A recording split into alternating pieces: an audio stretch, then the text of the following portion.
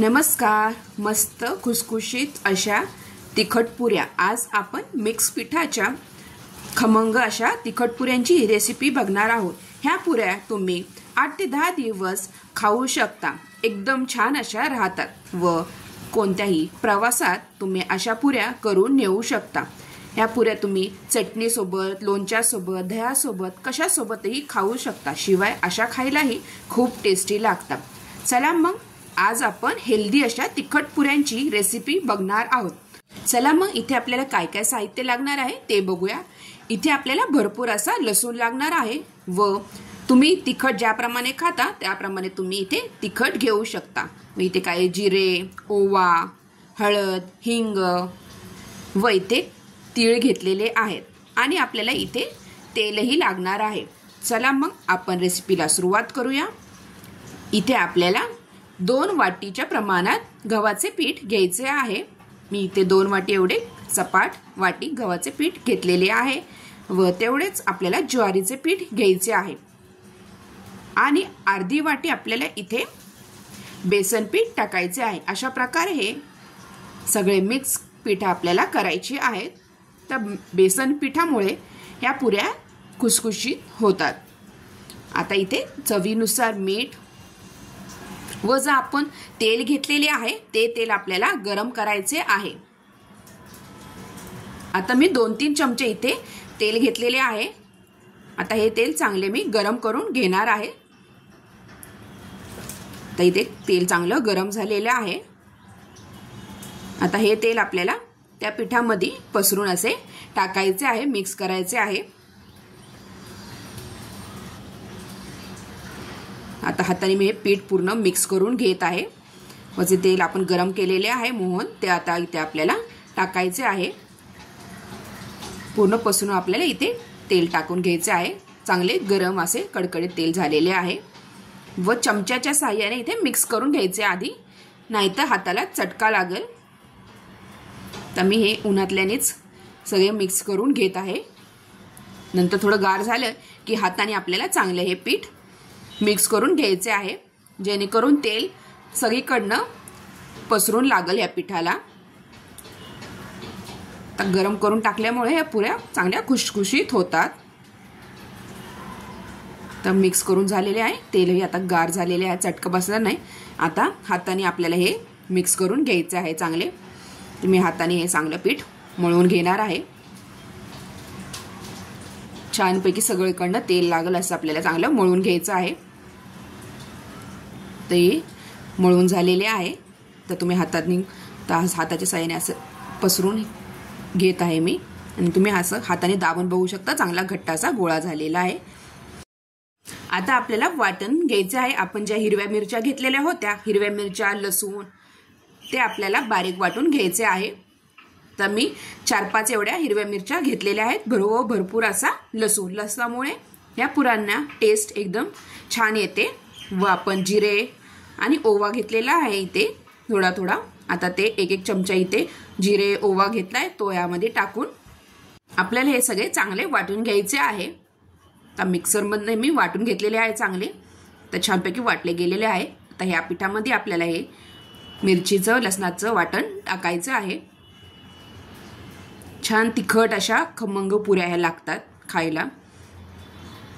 तर वाटण टाकून झालेले आहे.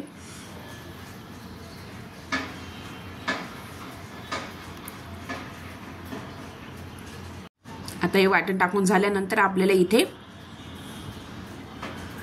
आपण जे तीळ घेतलेले होते, मी ते छोटी अर्धी वाटी एवढं तीळ घेतलेलं आहे.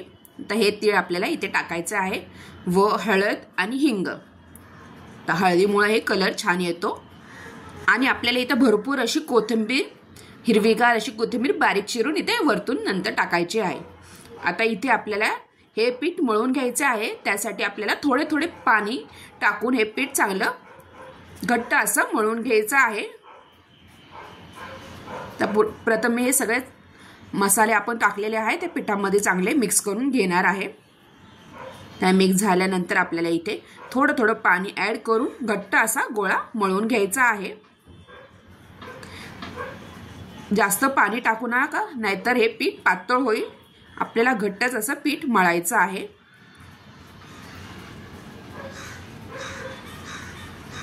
अशा प्रकारे हे पीठ मी चांगलं असं घट्ट असं मळून घेतलेलं आहे। तुम्ही इथे बघू शकता छान असा घट्ट गोळा झालेला आहे।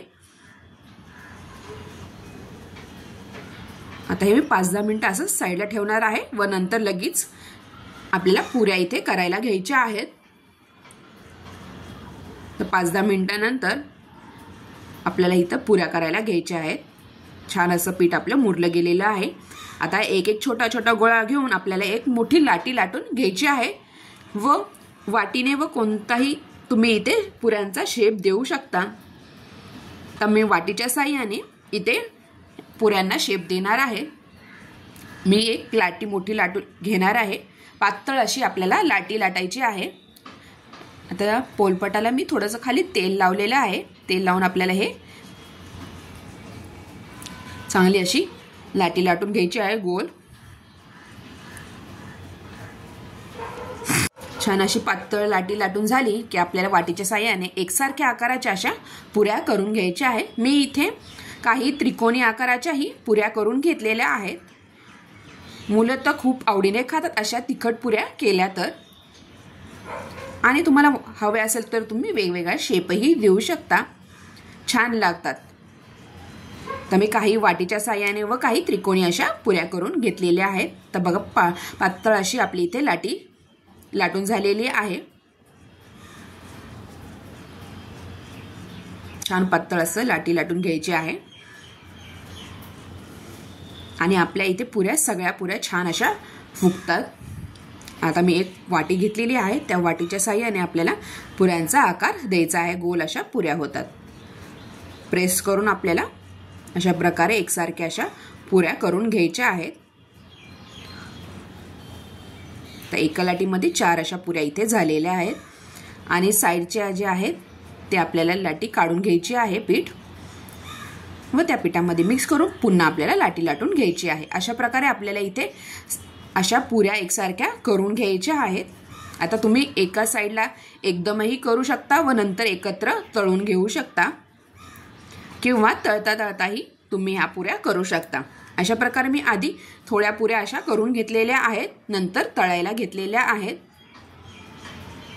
थोडं तेल लावून आपल्याला अशी लाटी लाटून घ्यायची आहे। मी तर पीठ लावलेलं नाही, आपल्याला तेलाचाच वापर करायचा आहे। तर पुन्हा मी आपल्याला अशीच लाटी लाटून घेऊन आपल्याला पुन्हा पुऱ्या अशा करून घ्यायच्या आहेत। अशा प्रकारे मी इथे सगळ्या अशा पुऱ्या आधी करून घेतल्यात, नंतर एकत्र अशा तळून घेणार आहे। अशा प्रकारे मी इथे सगळ्या अशा पुऱ्या करून घेतलेल्या आहेत। आता आपल्याला गॅसवर एक मोठी अशी कढई ठेवायची आहे। त्यामध्ये भरपूर असं तेल टाकून, तेल चांगले गरम झाले की मग आपल्याला पुऱ्या इथे तळून घ्यायच्या आहे। मी इथे आधी थोडीशी कणिक टाकून बघितलेली आहे, तेल आपले इथे गरम झाले आहे की नाही। आता तेल इथं आपलं चांगलं गरम झालेलं आहे। तर गॅस मोठाच ठेवलेला आहे। मोठ्या गॅसच्या फ्लेमवर आपल्याला इथे पुऱ्या इथे टाकून घ्यायच्या आहेत। मी इथे एकसाथ 4 पुऱ्या इथे तळून घेणार आहे। 4 पुऱ्या तळून घेतलेल्या आहे। गॅसची फ्लेम आपल्याला इथे मोठीच ठेवायची आहे। नंतर आपल्याला गॅसची फ्लेम बारीक आचेवरच ह्या पुऱ्या तळून घ्यायच्या आहेत। छान इथं आपल्या इथे पुऱ्या फुगतात। तर तुम्ही बघू शकता पुऱ्या चांगल्या इथे फुगलेल्या आहेत। छान आपल्याला इथे पुऱ्या तळून घ्यायच्या आहेत। खमंग क्रिस्पी अशा पुऱ्या लागतात खायला। अशा प्रकारे मी सगळ्या पुऱ्या इथे तळून घेतलेल्या आहेत।